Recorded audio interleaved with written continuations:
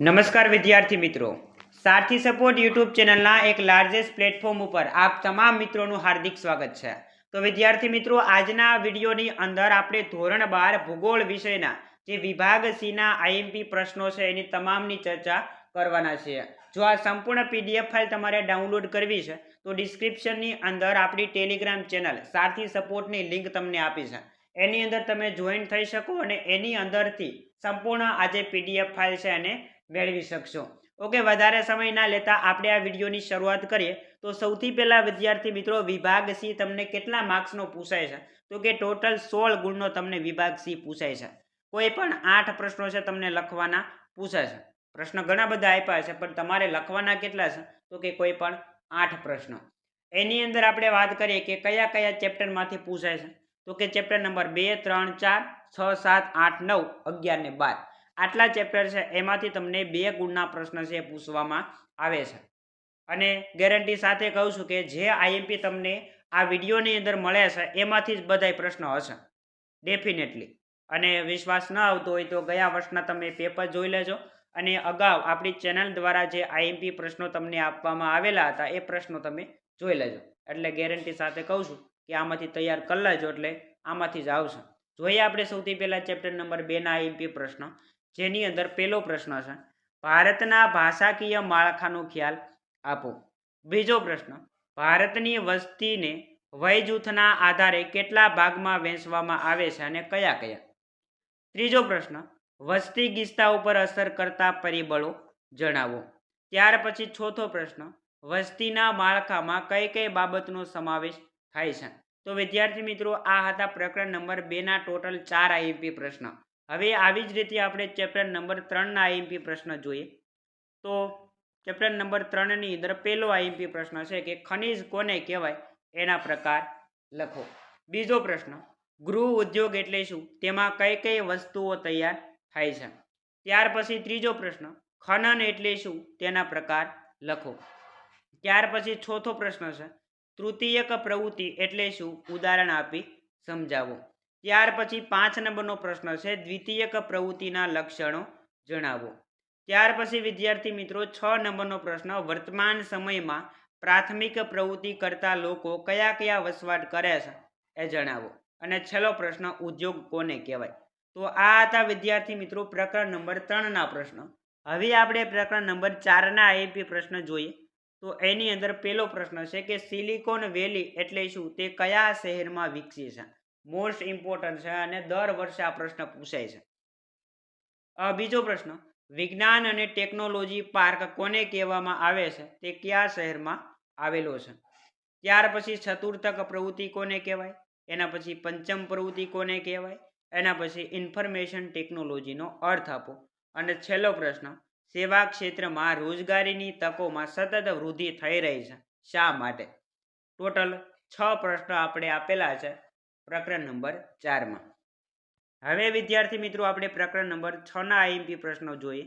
તો પ્રકરણ નંબર 6 માં ટોટલ 5 પ્રશ્નો છે, જેમાં પહેલો પ્રશ્ન, વ્યક્તિગત સંચાર તંત્રના સાધનો જણાવો। બીજો પ્રશ્ન, ભારતમાં આકાશવાણીનું પ્રથમ પ્રસારણ ક્યારે અને ક્યાં થયું? ત્રીજો પ્રશ્ન, દૂરદર્શન સૌથી વધુ અસરકારક સમૂહ માધ્યમ છે, કારણ આપો। એના પછી ચોથો પ્રશ્ન, બીએસએનએલ દ્વારા કઈ સેવાઓ છે એ પૂરી પાડવામાં આવે છે? અને પાંચમો પ્રશ્ન છે, દૂરસંચારના સાધનોના પ્રકાર જણાવી એના ઉદાહરણ આપો। તો આ હતા વિદ્યાર્થી મિત્રો ચેપ્ટર નંબર 6 ના ટોટલ 5 આઈએમપી પ્રશ્ન। હવે આપણે પ્રકરણ નંબર 7 ના આઈએમપી પ્રશ્ન જોઈએ। તો એની અંદર પહેલો પ્રશ્ન, મધરશિપ અને ડોટરશિપ કોને કહેવાય? બીજો પ્રશ્ન, ફેરી બંદર એટલે શું? ત્રીજો પ્રશ્ન, ડ્રેજિંગ કોને કહેવાય? ચોથો પ્રશ્ન, બંદરોને આંતરરાષ્ટ્રીય વ્યાપારના પ્રવેશ દ્વાર શા માટે કહેવામાં આવે છે? ત્યાર પછી 5 નંબરનો પ્રશ્ન, બંદર કોને કહેવાય, બંદરના પ્રકાર કયા કયા છે? 6 નંબરનો પ્રશ્ન, ભારતનો આંતરિક વ્યાપાર એટલે શું? અને છેલ્લો પ્રશ્ન, સરોવર બંદર માટેની ભૌગોલિક અનુકૂળતાઓ છે જણાવો। એના પછી વિદ્યાર્થી મિત્રો પ્રકરણ નંબર 8 ના પ્રશ્ન આપણે જોઈએ।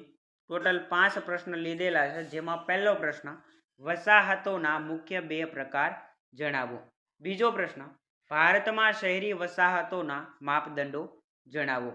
ત્રીજો પ્રશ્ન, વહીવટી કેન્દ્ર એટલે શું, એના ઉદાહરણ આપો.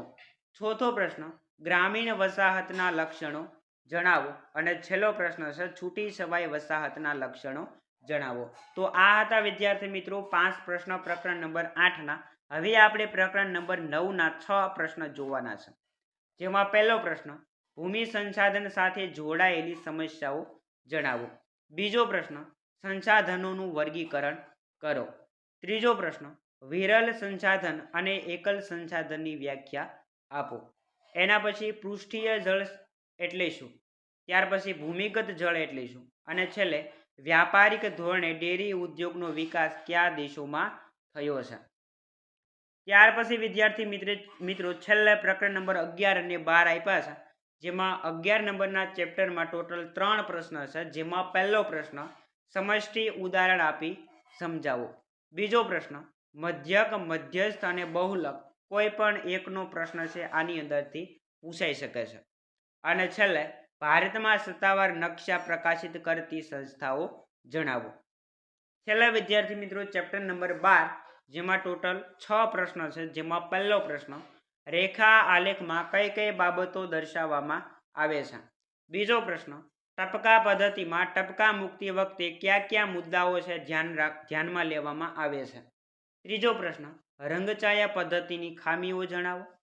ચોથો પ્રશ્ન, મિશ્ર સ્તંભ આલેખ, એના પછી પાય ડાયાગ્રામ સમજાવો. અને છેલ્લે સ્તંભ આલેખ દોરતી વખતે કઈ બાબતોનું ધ્યાન રાખવામાં આવે છે અથવા તો કઈ બાબતોનું ધ્યાન રાખવું જોઈએ. તો આટલા પ્રશ્નો વિદ્યાર્થી મિત્રો તમને બોર્ડની એક્ઝામની અંદર વિભાગ સી ની અંદર પૂછાઈ શકે એવા છે. અને ગેરંટી સાથે કહું છું કે આમાંથી જ બધા પ્રશ્ન આવવાના છે. તો ખાસ વિદ્યાર્થી મિત્રો સૌથી પહેલા તમારે આટલા પ્રશ્ન તૈયાર કરવાના છે, બીજે ક્યાંય ધ્યાન આપવાનું છે નહીં. ઓકે, આશા રાખીશ કે આજનો આ વિડીયો પસંદ આવ્યો હશે. વિડીયો પસંદ આવ્યો હોય તો લાઈક કરો, શેર કરો, અને ચેનલ ઉપર તમે પહેલી વાર આવ્યા હો તો સબસ્ક્રાઈબ કરવાનું ભૂલતા નહીં. કારણ કે દરેક ધોરણના દરેક વિષયના આઈએમપી પ્રશ્નો હોય અથવા તો બોર્ડના ક્વેશ્ચન પેપર લેવાઈ જશે અને તરત સોલ્યુશન તમારે જોઈએ છે તો એ પણ તમને આ ચેનલ ઉપર મળી રહેવાનું છે. તો ખાસ ચેનલને સબસ્ક્રાઈબ કરવાની બાકી હોય તો અત્યારે જ ચેનલને સબસ્ક્રાઈબ કરી લો. મળીએ દોસ્તો આવા જ નવા વિડીયો સાથે. જય હિન્દ, જય ભારત.